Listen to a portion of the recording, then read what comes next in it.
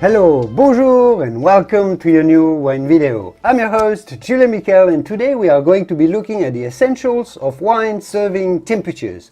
In other words, we are going to be looking at what you should know to serve your wine at the correct temperature and enjoy it a little bit better. As usual, I've broken things down into 5 small chapters to keep things simple and digestible for you. And we are going to be looking at different styles and different colors to always get your serving temperature right. Let's go! My fellow wine-loving friends, Julien here. Before we get started with the video, there is something that you have to know about. This video was made possible by the Bonner Private Wine Partnership, and the reason I work with them is not just because it's been called the most unique wine club in America, but because they truly love the wines that they choose for you. Founded by Will Bonner, the partnership is a small group of wine lovers who have come together to import excellent small batch wines that might otherwise get completely overlooked by large importers. They get them. Right now you can get your hands on 3 rare extreme altitude red wines from Argentina, from some of the purest, highest vineyards in the entire world, way up in the Andes Mountains. No middlemen, no additive packed supermarket wines here, no inflated cost. Plus you'll get exclusive access to more wine education videos from me, just like the one you're about to watch, to make sure you become an educated wine connoisseur. So make sure to check out the link in the video description to see if you want to become partner in something truly special in the world of wine. But for now, back to your video.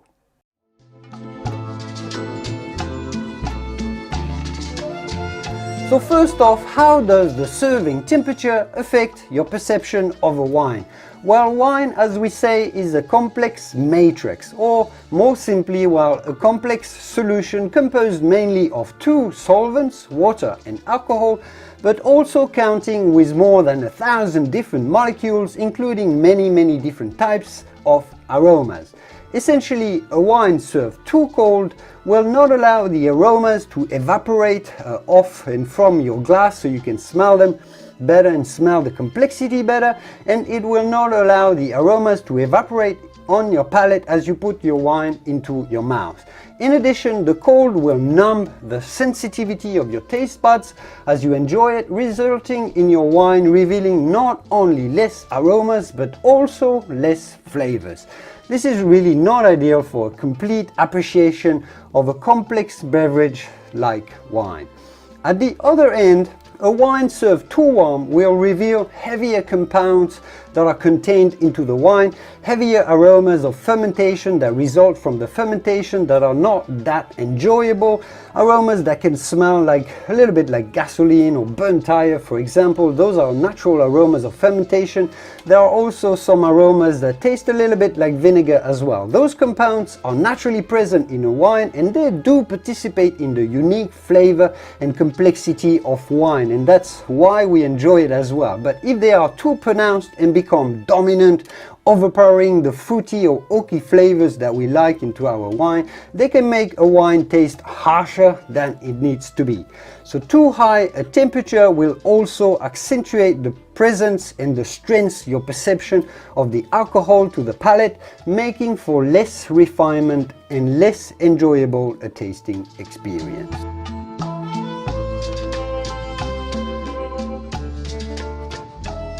As you know, your white wines are to be served chilled and certainly cooler than the reds that we will be considering in a minute. But just how chilled? Let's say that all whites are to be served around the 50 degrees Fahrenheit mark. You will hardly ever serve a white wine at a bad or really bad serving temperature if you serve them all at 50 degrees Fahrenheit. To achieve these, well, there are two simple ways. You either put your bottle in the fridge the day prior so it reaches fridge temperature, and then you take it out of the fridge 30 to 45 minutes. This will allow the wine to warm up from the 40-45 degrees in the fridge to about the 50 degrees target. If your bottle is at room temperature, well, you'll have to cool it down in the fridge for about 1 hour before serving, and you will be at your 50 degrees target. You know, it's fairly simple. Now, to go just a little bit deeper into your understanding of the ideal serving temperature of your white wines. In reality, white wines are to be served anywhere between 44 and 57 degrees, depending slightly on their style. So the crisp, light and simple whites, just like this one, the ones that are lightly colored, just such as the Sauvignon Blancs, the Rieslings, the unoaked Chardonnays, or for example the light Italian wines such as the Pinot Grigios, or say all the fruity, zingy white wines that you would serve with, you know, oysters and seafood and delicate entrees.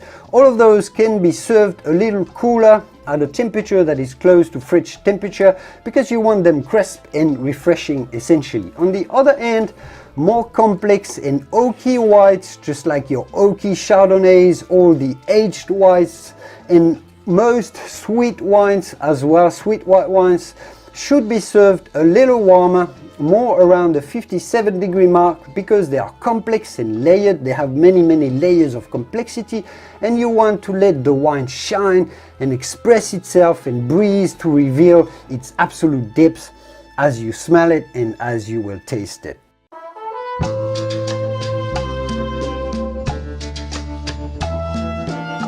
So rosé wines are essentially white wines with a little bit of red pigments in them. And that's because, well, you know, they're made from red grapes, or at least the majority of them, but they are fermented, they are made at the winery just like white wines. I chose to put them in this different chapter though, because in reality most rosés are to be served and enjoyed rather chilled. And you know, it's a little bit simpler than white wines. Unlike whites, there aren't that many rosés that are aged or complex and oaky or layered, and so there aren't many rosés that deserve a bit higher temperature. So really, you pretty much owe to serve all your rosés at fridge temperature, maybe just a little bit higher. Essentially, you just take it out of the fridge at fridge temperature, and the wine will just warm up enough as you pour into your glass. If you know you do have a bottle of really complex, expensive, you know, maybe barrel fermented rosé, then perhaps let it warm up a tiny little bit more, like half an hour before serving.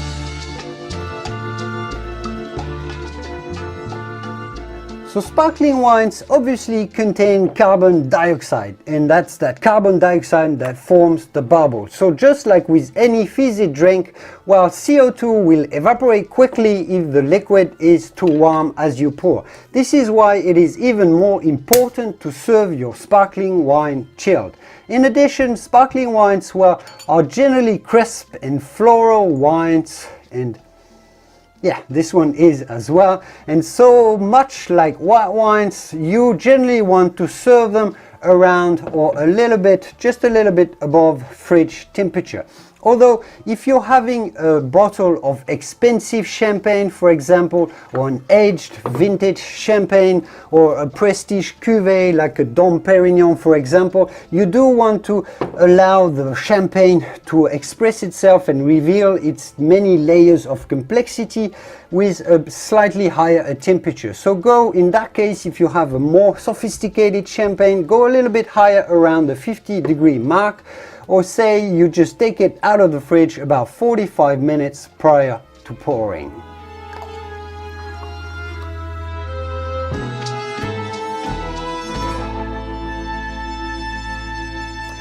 And now, well, let's finish by talking about the rids. It's common but very unfortunate practice to leave your bottle of red wine lying on the chest behind or next to your dinner table while you're having your aperitif and your entrees and before the meal, so you think by the time you get to pour it, it's reached the perfect room temperature when you serve it. Well, this is, I have to say, a bit of a significant mistake.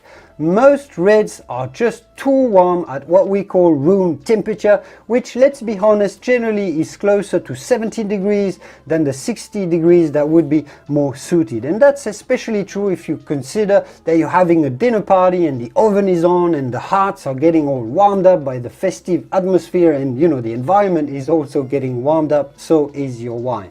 Red wines should really be served around 60, maybe 65 degrees maximum to be more enjoyable.